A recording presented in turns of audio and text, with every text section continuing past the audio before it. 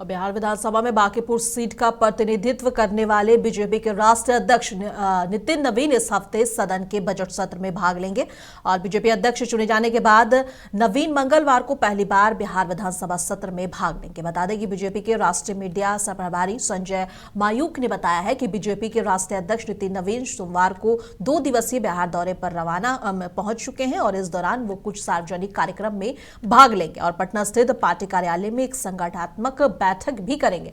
वहीं सोमवार शाम को नवीन पटना स्थित पार्टी कार्यालय में बिहार बीजेपी विधायक दल के नेता और सदस्यों से मुलाकात करेंगे।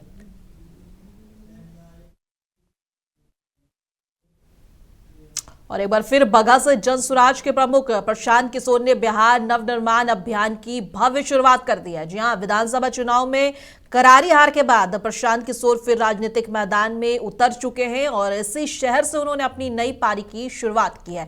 बगहा के आईबी गेस्ट हाउस में हुए कार्यकर्ता सम्मेलन में उन्होंने बिहार की डबल इंजन सरकार पर जमकर हमला बोला और पीके ने कहा है कि शिक्षा और नौकरी की बात करने के बजाय सरकार ने 10,000 रुपए देकर जनता का विश्वास जीतने की कोशिश की। उन्होंने संकेत दिया है कि अब महिलाओं को 2-2 लाख रुपए मिलने का इंतजार है। मौके पर सैकड़ों कार्यकर्ता, प्रदेश अध्यक्ष मनोज भारती और एमएलसी अफाक अहमद और अन्य नेता मौजूद रहे।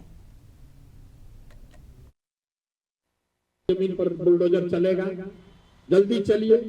अरे भाई, चुनाव के पहले तो यही ना समझा रहे थे कि मत दो वोट, तो काहे दिए? खैर, अब जो होना था वो तो हो गया।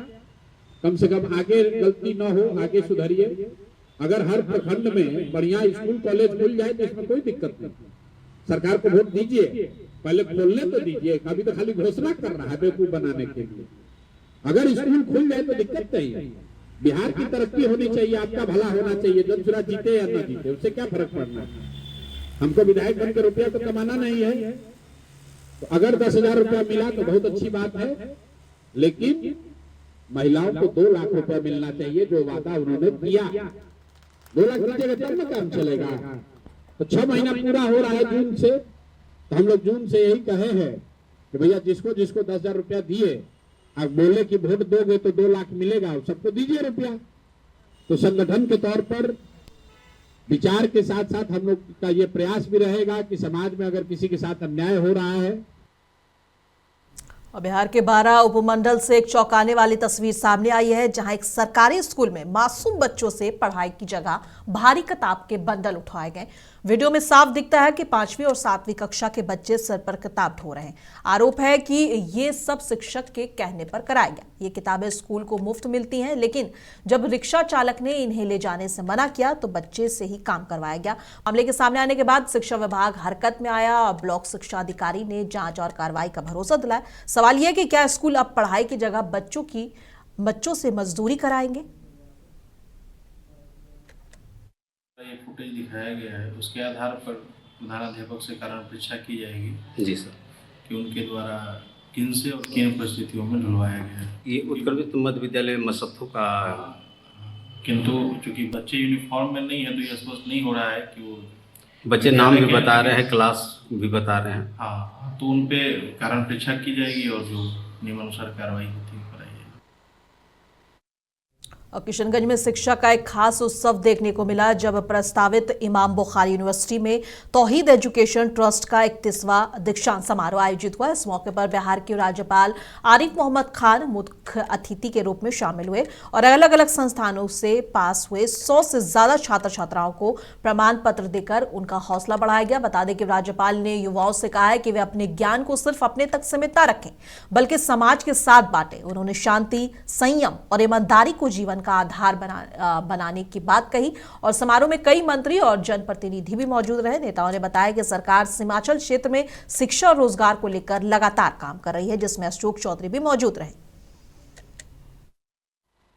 आप में से काफी लोग होंगे जो मजीद तालीम हासिल करने के लिए जाएंगे, लेकिन वो लोग भी होंगे जो आज के बाद अपनी अमली जिंदगी शुरू करेंगे।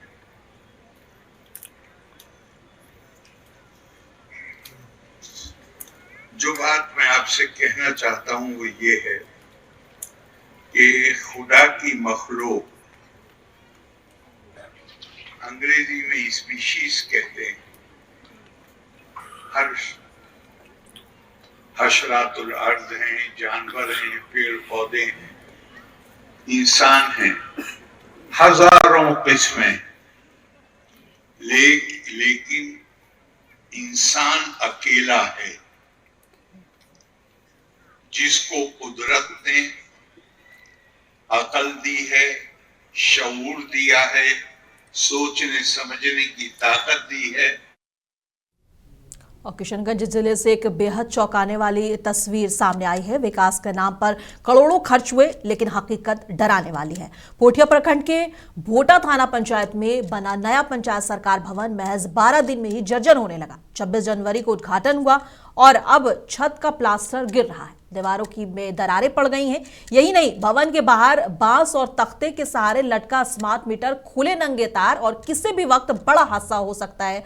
और बता दें कि ग्रामीणों का आरोप है कि घटिया सामग्री का निर्माण हुआ है और जान से खिलवाड़ किया जा रहा है। मामले पर जिलाधिकारी ने जांच का आदेश दिया है। सवाल यही है कि क्या दोषियों पर कार्रवाई होगी या फिर मामला फाइलों में ही दब कर रह जाएगा।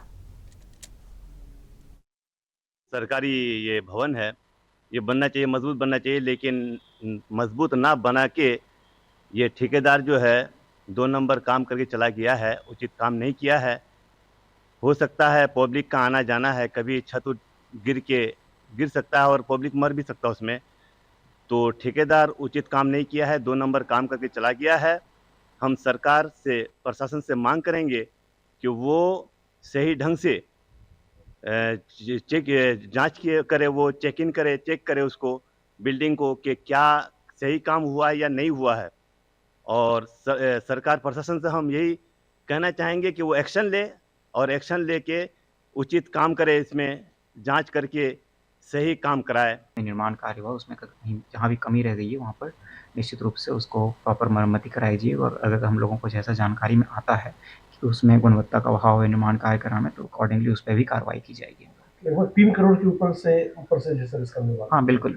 तो ये बहुत ही महत्वाकांक्षी योजना है और हम लोग लगातार उस पर नज़र भी बना के रखे हैं। और अगर जैसा भी हम लोगों तथ्य को जांच की जाएगी और जो भी हम लोगों को निकल के आता है उसके अकॉर्डिंग लापरवाही भी है। वहाँ पर बिजली का जो तार है उसको नंगा छोड़ दिया गया है। सभी तथ्यों पे हम लोग देखेंगे, जो भी है मैटर उसको हम लोग पूरा एक जांच टीम बना रहे हैं और उसमें हम लोग जांच करेंगे। भागलपुर से उस वक्त की बड़ी खबर सामने आ रही। बता दें कि व्यवहार न्यायालय को एक बार फिर से ईमेल के जरिए बम से उड़ाने की धमकी मिली है और इसके बाद वहां पर हड़कंप मच गया। धमकी के बाद प्रशासन और पुलिस पूरी तरह अलर्ट हो गई है और न्यायालय परिसर की सुरक्षा बढ़ा दी गई है। परिसर के हर कोने की गहन जांच की जा रही। करीब 10 दिन पहले ही इसी तरह की धमकी मिली थी, लेकिन उस मामले की जांच रिपोर्ट अब तक नहीं आई है। इस वजह से अधिवक्ताओं और न्यायिक कर्मियों की नाराजगी है और एहतियातन आज किसी को भी परिसर में प्रवेश नहीं दिया जा रहा है, जिससे न्यायिक कार्य प्रभावित हुआ है और पुलिस फिलहाल ईमेल भेजने वाले की पहचान और धमकी की सत्यता की जांच में जुटी है। मामला कुछ नहीं है, हर बार भेड़िया आ रहा है का बहाना करके जो है हमारा जो न्याय व्यवस्था है इसको पूरी तरह से ठप करने का काम कर रहा है। हमारा जो सूचना तंत्र है वो पूरी तरह से फेल्योर है। व्यवस्था को हम लोग ले तो लिए हैं, लेकिन व्यवस्था को चलाने का क्षमता हमारे में अभी भी नहीं है। यही है। यहाँ सुल्तान पीरपैती से लेके सुल्तानगंज तक के लोग आते हैं, 25,000 से 50,000 तक लोग रोज आते हैं। लेकिन इस हालत में हमारे लोग जितने भी क्लाइंट हैं निराश होकर लौट जाते हैं। उनका पैसा एक्सपेंस होता है, उनका टाइम चला जाता है।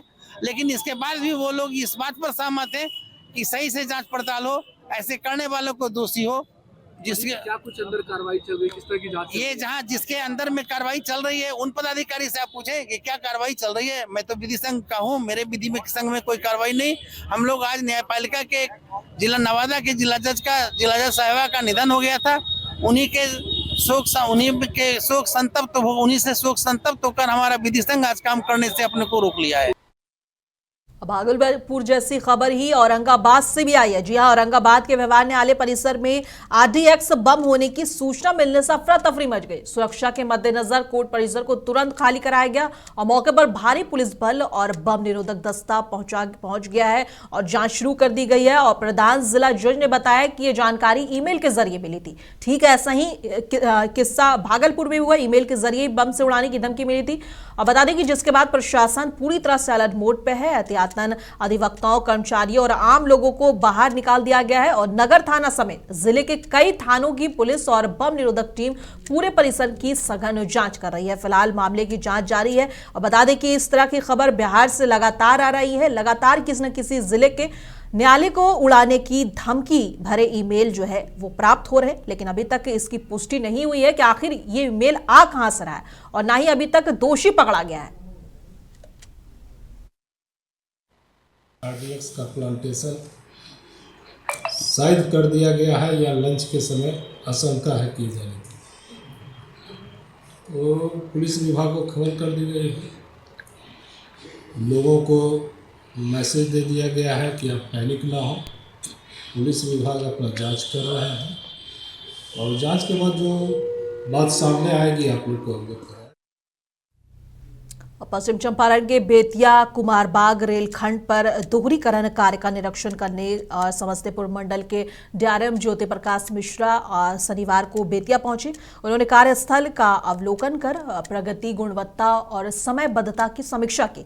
इसके बाद अधिकारियों और कर्मचारियों के साथ बैठक कर निर्धारित समय में काम पूरा करने पर जोर भी दिया है। बता दें कि डीआरएम ने बेतिया रेलवे स्टेशन का भी निरीक्षण किया और प्लेटफॉर्म, साफ सफाई, पेयजल और प्रकाश व्यवस्था जैसी सुविधाओं का जायजा लिया है और सुधार के निर्देश दिए हैं। उनका कहना है कि दोहरीकरण कार्य पूरा होने से इस रेलखंड पर ट्रेनों का संचालन आसान होगा और यात्रियों को बेहतर सुविधाएं मिलेंगी। स्टेशन पर बेतिया और कुमारबाग के बीच दोहरीकरण का कार्य आने वाले दिनों में होने वाला है। जो काम होंगे उसकी आज समीक्षा करने हम लोग आए थे। कहाँ कमियां हैं सबसे बात किए और कब तक कितने समय में हो जाएगा आने वाले दिनों में। खूब जल्दी हम लोग बेतिया और कुमारबाग के बीच दोहरीकरण करने का आज बात हो गई। सारे विभागों की तैयारियां किस तरह सब लोग की तैयारियां हैं उसकी भी समीक्षा की गई। सारे अधिकारी हमारे यहाँ आज उपस्थित थे। तो अगले एक आध दिन में 2 दिन के अंदर हम लोग किस तारीख को काम शुरू होगा उसकी हम लोग औपचारिक रूप से घोषणा करेंगे। और जहानाबाद में 11 मार्च से 19 मार्च 2026 तक भारत गौरव पर्यटक ट्रेन के माध्यम से यात्रियों को ज्योतिर्लिंग दर्शन और अक्षरधाम मंदिर और अन्य प्रमुख तीर्थ स्थलों का भव्य भ्रमण कराया जाएगा। ये विशेष यात्रा लोगों के बेहतर सुविधाओं के साथ उपलब्ध कराई जाएगी। इसके लिए सरकार ने खास शुल्क निर्धारित किए हैं। इस संबंध में प्रेस कॉन्फ्रेंस करते हुए अमित कुमार ने जानकारी दी है कि पर्यटक ट्रेन यात्रा सुरक्षित और आरामदायक होगी ताकि लोग तीर्थ यात्रा का लाभ उठा सकें। भारत गौरव ट्रेन का परिचालन करने जा रही है। यह ट्रेन 11 मार्च 2026 को भागलपुर से खुलेगी और किऊल, पटना, जहानाबाद, गया, मुगलसराय होते हुए ज्योतिर्लिंग यात्रा और अक्षरधाम मंदिर के लिए प्रस्थान करेगी। हम जो तीर्थस्थल का भ्रमण कराएंगे उसमें द्वारका भेंट, आपका उज्जैन तक ओमकालेश्वर, महाकालेश्वर, सोमनाथ ज्योतिर्लिंग और नागेश्वर ज्योतिर्लिंग और अक्षरधाम मंदिर है। इसका जो किराया है ये 8 रात 9 दिन का किराया है, जिसका स्लीपर का 18,850 रुपये। फुलवारी शरीफ थाना क्षेत्र के उफरपुरा गांव में नौबतपुर के कुख्यात अपराधी सुनील यादव की हत्या के मामले में पुलिस ने मुख्य आरोपी को गिरफ्तार कर मामले का खुलासा कर लिया है। बता दें कि सिटी एसपी भानु प्रताप सिंह ने बताया कि आरोपी ने पूछताछ में हत्या स्वीकार कर ली है। पुलिस के मुताबिक हत्या के पीछे सालों पुराना जमीन विवाद और आपसी रंजिश थी। आरोपी ने कहा है कि सुनील यादव बार बार उसे और उसके परिवार को धमका रहा था और उस पर जानलेवा हमले भी कर चुका है। इससे सुरक्षा का गंभीर खतरा महसूस होने पर उसने सुनियोजित तरीके से पिस्टल से वारदात को अंजाम दिया। वारदात के बाद आरोपी फरार हो गया था, लेकिन तकनीकी जांच और सीसीटीवी फुटेज के आधार पर पुलिस ने उसे गिरफ्तार कर हत्या में प्रयुक्त पिस्टल और दूसरे सामान भी बरामद कर लिए। 6 फरवरी 2026 को फुलवारी शरीफ थाना क्षेत्र की विकास विहार कॉलोनी के उफरपुरा में एक व्यक्ति की गोली मारकर हत्या कर दी गई थी और मृतक की पहचान सुनील के रूप में हुई थी और उम्र लगभग 36 वर्ष थी, जो वहीं पर अस्थायी पते के रूप में रह रहा था। और पुलिस के द्वारा जब छानबीन की गई तो पता चला कि वो एक आपराधिक इतिहास का व्यक्ति रहा है। उस पर 1 दर्जन के आसपास केस दर्ज थे, डकैती और साथ ही साथ हत्या जैसे संगीन मामलों में। और पुलिस द्वारा एक SIT का गठन SDPO फुलवारी शरीफ उनके नेतृत्व में किया गया था और साथ ही साथ उसमें टेक्निकल की टीम भी थी और टीम द्वारा 36 घंटे के अंतर्गत सफलतापूर्वक केस का उद्भेदन कर लिया गया है। और इसका जो मुख्य मास्टरमाइंड और अभियुक्त और शूटर है रोहित राज उर्फ जूली कुमार सन ऑफ राम इकबाल सिंह, जो मर्ची वार्ड नंबर 2 पटना सिटी थाना बाईपास जिला पटना का रहने वाला है, इसकी गिरफ्तारी कर ली गई है। और सुनील को मारने के पीछे रोहित राज और जूली कुमार का जो मोटिव था वो ये था कि इसको लगता था कि अगर मैं इसको नहीं मारूंगा तो मुझे इसके द्वारा मार दिया जाएगा, क्योंकि इसका रोहित राज और जूली कुमार का ज़मीन को लेकर एक विवाद पूर्व से चला रहा था, जिसको लेकर बार बार पंचायती भी इन लोगों की स्तर से की गई।